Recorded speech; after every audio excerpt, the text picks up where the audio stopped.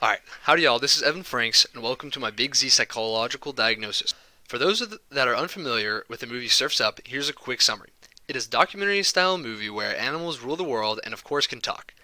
Cody, the main character of the movie, but not this video, is invited to a surfing competition called the Big Z Memorial Surf-Off.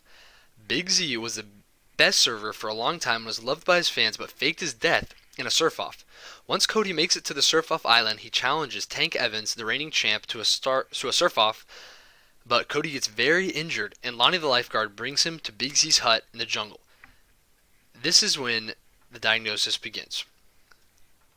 This is Big Z, and he has social anxiety disorder. And instead of having to say that, I'm going to refer to it as SAD. The DSM-5 describes, according to the DSM-5, the essential feature of social anxiety disorder is a marked or intense fear or anxiety of social situations in which the individual may be scrutinized by others. Now, in this culture, I think a Surf's Up therapist would agree with my diagnosis.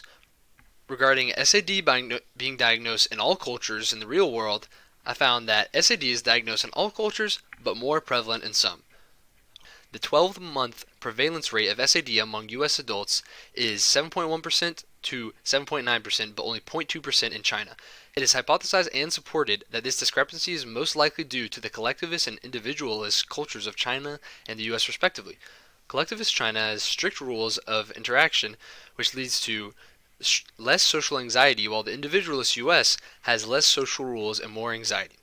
Fair off, this is a diagnosable medical illness. According to Kunchich, master of psychology, most people in our culture think social anxiety isn't a real problem and that people just need to get over it.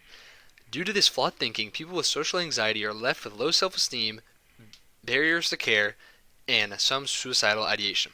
Now, I'm sure you're all dying to know why I diagnosed Big Z with social anxiety. So one symptom, as stated by the DSM-5, is that the fear and anxiety is out of proportion to the actual threat posed by the social situation and to the socio-cultural context. Quote from Big Z: I couldn't handle everyone looking at Big Z, the loser, the has-been, so I faked my death. Big Z had such terrible social anxiety that when he thought of facing his fans after his loss to Tank Evans, he faked his death and changed his name to avoid the social and occupational interaction. Although his fans may not have been happy about his loss, his anxiety blew the social interaction way out of proportion. Now, the second symptom defined by the DSM-5 is the fear, anxiety, or avoidance is persistent, typically lasting for 6 months or more. After faking his death and changing his name to Geek, Big Z hides in the woods in fear of social interaction for 10 years, which far surpasses the minimum for this criteria. They should have his character played by a hermit crab, not a penguin. Smash that subscribe button for that one. The only symptom that I found that may not align with Big Z is this one. The fear, anxiety, or avoidance is not attributable to the physiological effects of a substance, drug use, a medication, or another medical condition. As much as I would love to say that Big Z does not use any drugs and does not have any other medical condition, I have no way of knowing, considering this is a PG documentary and they did not film the 10 years that Z was in hiding. A quick tidbit: not everyone with SAD suffers as much as Big Z. In another study from NIH.gov, led by Nasser Al-Amari, he found that there are different levels of social anxiety in which some people can power through social interaction despite what they may think will happen. On the flip side, Big Z is not one of them. So, to treat Big Z's disorder, I would prescribe him with SSRIs to increase serotonin in the brain and start psychotherapy to help prevent the negative thoughts in his brain. The only barrier that I see hindering proper treatment is the fact that he lives alone and I would have to go see him. Lastly, do I think SAD is accurately portrayed in the film? No, I do not think that the disorder is portrayed accurately in the film. This is a very extreme case and as found in social anxiety disorder study by Nasser Al-Amari.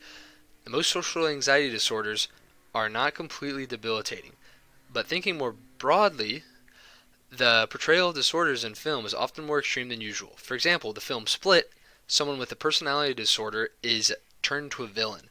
These films negatively impact our way of thinking towards disorders. But hey, what do I know? I'm just a freshman in college trying to pull out a B in PBSI 107. But anyway, enjoy my citations and sayonara.